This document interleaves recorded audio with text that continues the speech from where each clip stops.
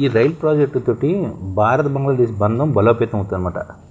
త్రిపురలోని అగర్తల, బంగ్లాదేశ్లోని అఖోరాల మధ్య సుమారు 13 కిలోమీటర్ నిడివి గల రైలు మార్గాన్ని ప్రధాని మోదీ అప్పటి ప్రధాని షేక్ హసీనా ప్రారంభించారన్నమాట. రెండు దేశాల మధ్య స్నేహ సంబంధ ప్రతిష్ఠించడంలో ఇది మైలురాయిగా ఉంటుందని చెప్తున్నమాట. అగర్తల అఖోరా ప్రాజెక్టు వల్ల రెండు ప్రాంతాల మధ్య ప్రయాణం సుమారు 31 గంటల నుంచి 10 గంటలు తగ్గుతుందన్నమాట. ఈ ప్రాజెక్టు భారత్ బంగ్లా మధ్య టూరిజం, వర్తకంతో పాటు ప్రజల మధ్య సంబంధం పెంపొందడానికి కూడా తోడ్పడచ్చు. త్రిపురలో 6 కిలోమీటర్ రైలు మార్గము, బంగ్లాదేశ్ వైపు 7 కిలోమీటర్ రైలు మార్గం నిర్మాణం పూర్తి అయిందన్నమాట.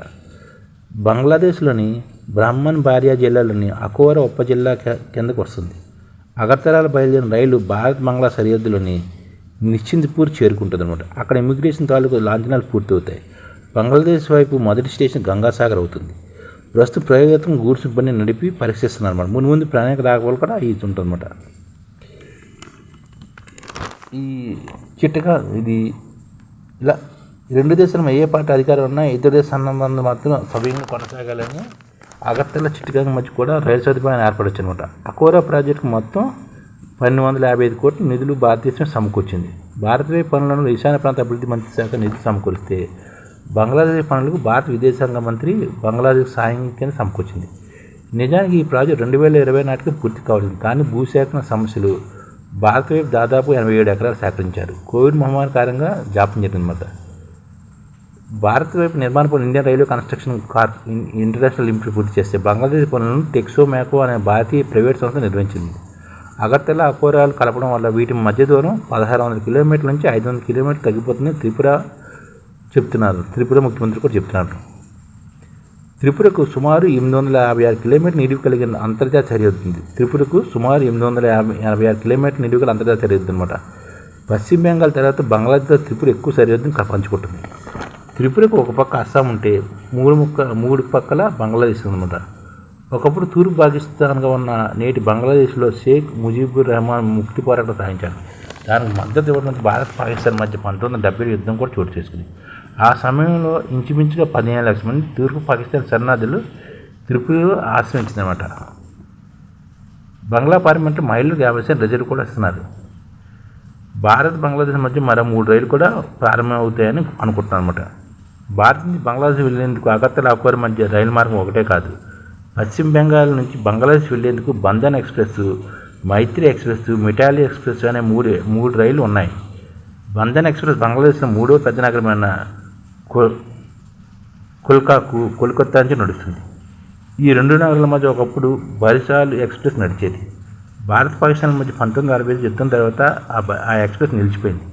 కోల్కతా కల్సాల మధ్య రైలు సదుపాయాన్ని ప్రధాని నరేంద్ర మోదీ, హసీనా ప్రభుత్వం 2015లో పునరుద్ధరించాయి. కోల్కతా నుంచి ఢాకా కాంటోన్మెంట్కు మైత్రి ఎక్స్ప్రెస్ 2008లో ప్రారంభమైందనమాట. బెంగాల్ ఉత్తర ప్రాంతంలో సిలిగురి నుంచి ఢాకాకి మితాలి ఎక్స్ప్రెస్ 2021 మార్చిలో ప్రారంభమైంది. బెంగాల్ ఉత్తర ప్రాంతం సిలిగురి నుంచి ఢాకాకి మితాలి ఎక్స్ప్రెస్ ఉందన్నమాట. అలాగే కోల్కతా నుంచి కొన్నాళ్ళ మధ్య రైలు నడుస్తుంది, బంధన్ ఎక్స్ప్రెస్ ఇది అనమాట. అలాగే మైత్రి ఎక్స్ప్రెస్ కోల్కతా నుంచి ఢాకాకి నడుస్తుంది అనమాట.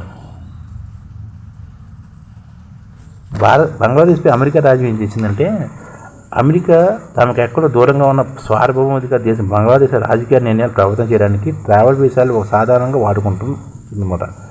అమెరికా నూతన వీసా విధానం సహజంగానే చెప్తున్నమాట.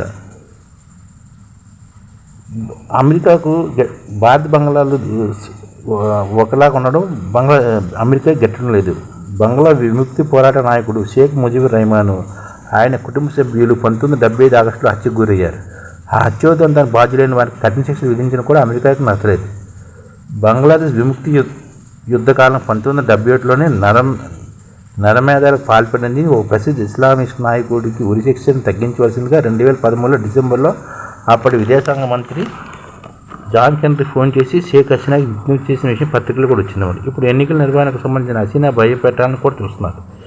హసీనాని కూడా బయటకు పంపించారు. ఈ విధంగా బంగ్లాదేశ్పై అమెరికా పెత్తనం చేస్తుంది. అలాగే మన భారతదేశం తన రైల్వే ప్రాజెక్టుల ద్వారా బంగ్లాదేశ్ సరైన కోరుకుంటుందన్నమాట.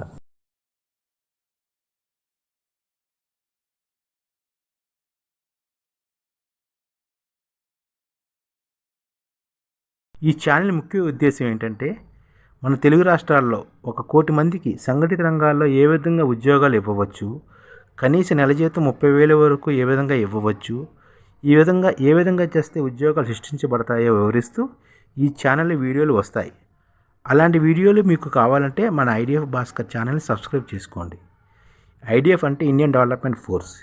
ఈ వీడియోలు చూసిన తర్వాత మీకు నచ్చితే లైక్ చేయండి, మీ ఫ్యామిలీ మెంబర్స్కి షేర్ చేయండి మరియు మీ ఫ్రెండ్స్కి షేర్ చేయండి. Thank you. నమస్కారం.